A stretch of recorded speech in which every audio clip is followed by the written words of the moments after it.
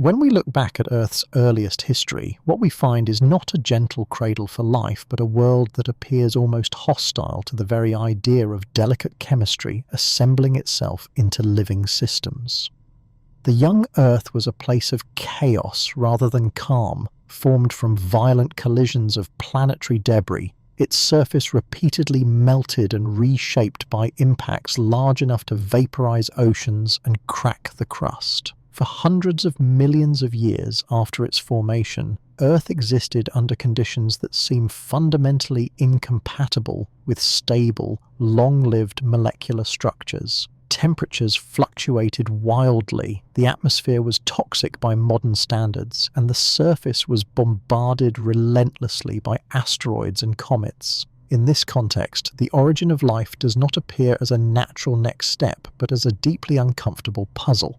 The question is not simply how life began, but how it began so quickly in an environment that seems determined to erase complexity faster than it can form. Geological evidence suggests that Earth formed around 4.54 billion years ago, yet the earliest signs of life appear astonishingly soon afterward, possibly as early as 3.8 to 4.1 billion years ago. This leaves a window of only a few hundred million years for the planet to cool, oceans to form, chemistry to stabilize, and life to emerge. On cosmic timescales, this might sound generous, but on chemical timescales, it is surprisingly tight. The formation of even simple self-replicating systems requires a delicate balance of energy, stability, and time. Molecules must not only form, but persist long enough to interact, replicate, and evolve. The discomfort arises from the speed of this process. Life does not slowly fade into existence after eons of quiet experimentation. It appears almost immediately, as soon as conditions allow liquid water to exist. This rapid appearance suggests either that life is extraordinarily easy to produce under the right conditions, or that it did not start from scratch here at all. The early Earth was not merely warm and wet, it was actively destructive. The late heavy bombardment, a period marked by intense asteroid impacts, would have repeatedly sterilized large portions of the planet's surface. Entire oceans may have boiled away multiple times, only to condense again later. If life emerged locally during this era, it would have had to survive not just harsh conditions, but repeated global resets. This forces scientists to confront an unsettling question. Did life arise independently again and again after each catastrophe, or did it persist somehow through these planetary-scale disasters? If the latter, then life must be far more resilient than early theories assumed. If the former, then the origin of life becomes not a rare miracle, but a stubborn inevitability that keeps reappearing as soon as chemistry allows it. Either conclusion challenges our intuitive understanding of how fragile life should be at its beginning. Another source of discomfort lies in the complexity of even the simplest known life forms. The earliest microorganisms we can infer from the fossil record are already sophisticated, possessing cellular membranes, metabolic pathways, and genetic machinery. There is no clear evidence of simpler, more primitive precursors preserved in the rocks. While this absence may be due to erosion and time, it still leaves an explanatory gap. The leap from non-living chemistry to fully functional cells appears abrupt, not gradual. This suddenness does not align neatly with our expectations of a slow, step-by-step process unfolding entirely on Earth's surface.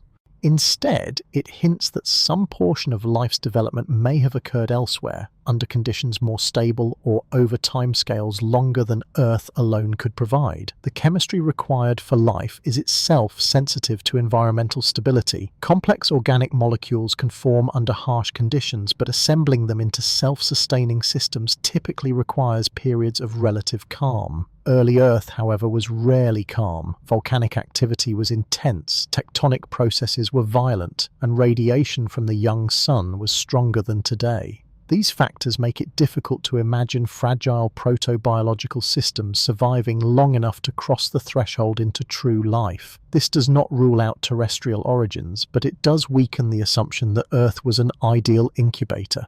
Instead, Earth may have been more like a testing ground, a place where life could thrive once established, but not necessarily where it first learned to exist.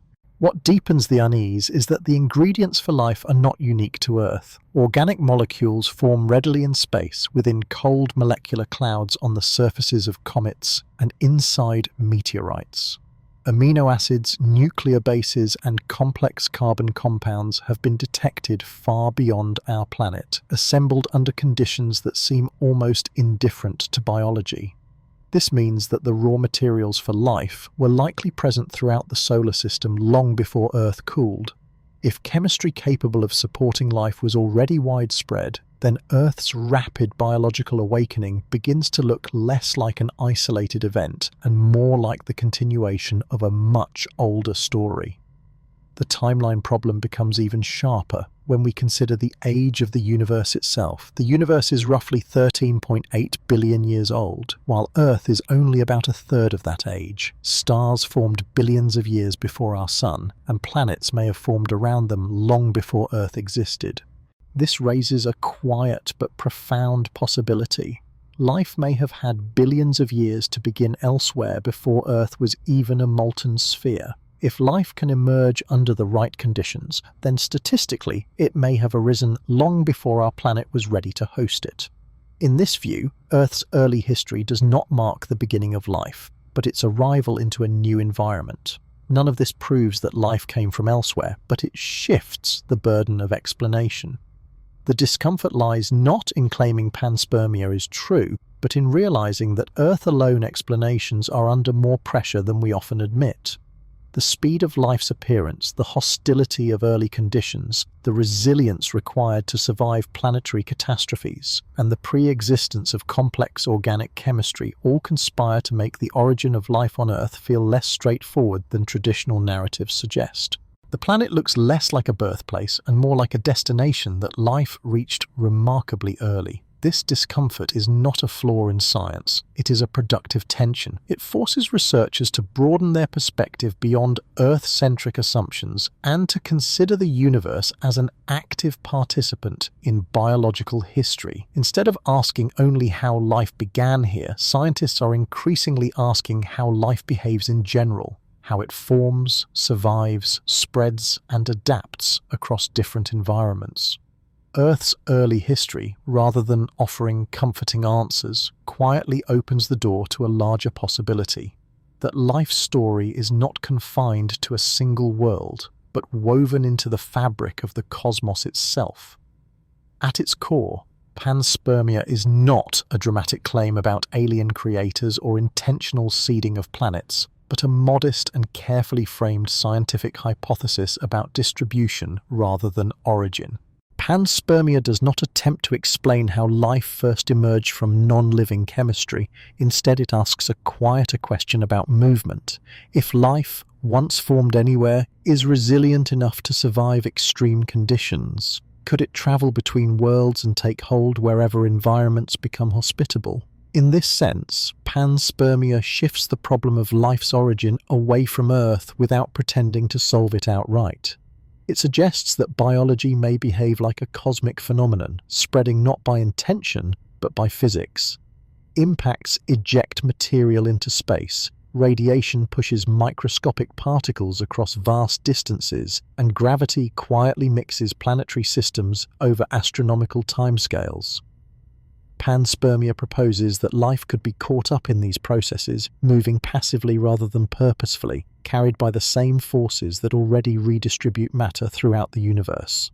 One of the most grounded forms of this idea is lithopanspermia, which proposes that life travels embedded within rocks. This is not speculative fantasy, but a consequence of well-understood planetary mechanics. Large impacts are capable of blasting chunks of planetary crust into space without completely sterilizing their interiors. Some of this material can escape a planet's gravity, wander through interplanetary space, and eventually collide with another world. We already possess physical evidence that this kind of exchange happens. Meteorites found on Earth have been conclusively identified as fragments of Mars, ejected millions of years ago and preserved during their journey. Lithopanspermia simply extends this fact by asking whether microscopic life sheltered inside such rocks could survive the trip. The hypothesis does not require life to flourish in space, only to endure long enough to be delivered. In this framework, planets are not isolated biological experiments, but nodes in a slow, chaotic exchange network connected by impact events and orbital dynamics over geological time. Another proposed mechanism is radiopanspermia, which at first sounds more exotic but is grounded in radiation physics rather than speculation. This version suggests that extremely small particles, including bacterial spores or fragments of organic material, could be propelled through space by radiation pressure from stars. Light, despite having no mass, carries momentum, and over long periods it can exert force on tiny objects. Under the right conditions, microscopic life could be lifted from a planetary surface or upper atmosphere and gradually accelerated outward. Radiopanspermia does not imply rapid or directed travel. Instead, it operates on immense timescales where even weak forces become significant. This version of panspermia highlights a recurring theme in cosmology. Space is not empty or inert, but dynamic, filled with subtle influences that shape matter's movement. Life, if small and resilient enough, could simply be another passenger in this vast flow. It is crucial to understand what panspermia does not claim, because much of its controversy arises from misunderstandings rather than evidence. Panspermia does not assert that life was deliberately planted on Earth by intelligent beings. That idea, sometimes called directed panspermia, is philosophically interesting but scientifically untestable with current tools and is not required for the core hypothesis. Traditional panspermia also does not deny evolution or natural selection. Once life arrives in a new environment, it must still adapt, compete, and change according to local conditions. Nor does panspermia claim that life is common everywhere or guaranteed to appear on every planet. It merely suggests that the starting conditions for life may be shared across worlds rather than confined to one. By stripping away these myths, panspermia becomes less radical and more conservative than it initially appears, functioning as an extension of known physical processes rather than a replacement for them. The reason panspermia remains a hypothesis rather than a belief lies in the standards of scientific evidence. There is no direct proof that living organisms have travelled between planets and successfully established themselves elsewhere. What exists instead is a growing body of indirect support, the resilience of life, the presence of organic molecules in space, the reality of planetary material exchange, and the uncomfortable timing of life's appearance on Earth. These pieces do not form a conclusion, they form a possibility. Science advances by treating such possibilities with disciplined restraint, neither embracing them prematurely nor dismissing them because they challenge tradition. Panspermia occupies this careful middle ground. It is not accepted as fact, but it is no longer dismissed as fringe speculation because it fits within what physics, chemistry, and biology already allow. What makes panspermia scientifically respectable is that it generates testable questions, even if definitive answers remain elusive. Researchers can study how organisms respond to radiation, vacuum, and extreme cold. They can analyze meteorites for complex organic compounds and isotopic signatures. They can model impact ejection scenarios and survival probabilities. Each experiment does not aim to prove panspermia outright, but to map the boundaries of what is possible. In science, expanding the space of the possible is often as important as narrowing it. Panspermia survives not because it has been proven, but because repeated investigation has failed to rule it out. It remains standing because reality has not contradicted it. Another important aspect of panspermia is that it reframes life as a planetary property rather than a planetary invention. In this view, planets do not necessarily generate life independently, they host it when conditions permit. Earth becomes less like a laboratory where life was invented from scratch and more like fertile ground where something older took root. This does not diminish Earth's importance, but it alters its role in the story. Our planet becomes part of a larger biological continuum connected to cosmic processes that long predate humanity and even the solar system itself. This perspective aligns with how science has repeatedly revised humanity's place in the universe, not by making us irrelevant, but by embedding us more deeply within larger patterns. Ultimately, panspermia endures because it respects uncertainty. It does not claim to know where life began, only that Earth may not hold exclusive rights to that moment. It invites humility rather than certainty, suggesting that biology might be older, more widespread, and more intertwined with cosmic history than our planet-centered narratives imply. By remaining a hypothesis rather than a belief, panspermia preserves its scientific integrity. It waits patiently for evidence, willing to be refined, limited, or overturned. In doing so, it mirrors the very process it describes, slow, resilient, and carried forward not by conviction, but by the quiet persistence of possibility. For a long time, space was treated as the ultimate biological dead end. Vacuum, radiation, freezing temperatures, and the absence of liquid water were assumed to form an absolute boundary, a hard wall beyond which life simply could not exist. Physics seemed unforgiving. Biology, by comparison, appeared fragile. Cells rupture, DNA breaks, proteins unravel. From a distance, life looked like a delicate chemical accident, finely tuned to a narrow band of planetary comfort. And yet, as science pushed deeper into the extremes of Earth itself, that assumption began to quietly collapse. The first cracks appeared not in space, but in places that felt almost alien despite being under our feet. Scalding hydrothermal vents at the ocean floor, where temperatures exceed boiling and sunlight never reaches. Acidic lakes that dissolve metal. Antarctic ice so cold and dry it resembles Mars more than Earth. Radiation-saturated zones near nuclear reactors. In these environments, life was not merely present, it was thriving. These organisms came to be known as extremophiles, and their existence forced a profound revision of what habitable actually means.